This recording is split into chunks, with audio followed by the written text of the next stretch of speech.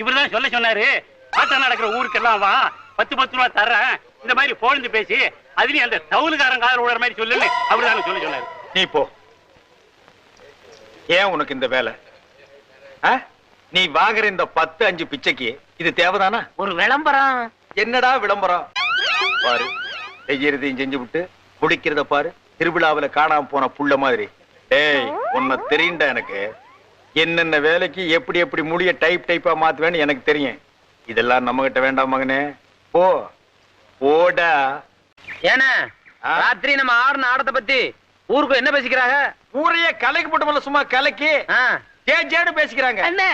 டேய், செத்து போறதுக்கு அப்புறம் அடி வாங்குற மாடு எது தெரியுமா? எது? தப்புலையும் தவுலையும் கட்டுறமே அந்த மாடுதான்.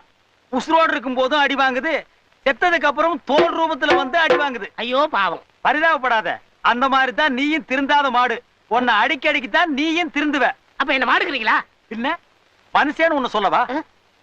அங்க யாரும் அசிங்கம் பண்றது? ஐயா, ஆனது ஆச்சு. இன்னும் ஒரு 5 நிமிஷம் வெட்டி விடுவோம். போறங்க போறங்க. அண்ணே, அந்த பக்கம் வைக்கிறாங்க, இந்த பக்கம் வைக்கிறாங்க. எந்த பக்கம் போறதுனே தெரியல. ஊரை சுத்தி காவலுக்கு ஆள் வச்சிருக்காங்க. நம்மள புடிச்சிருவாங்க போல. ஐயா,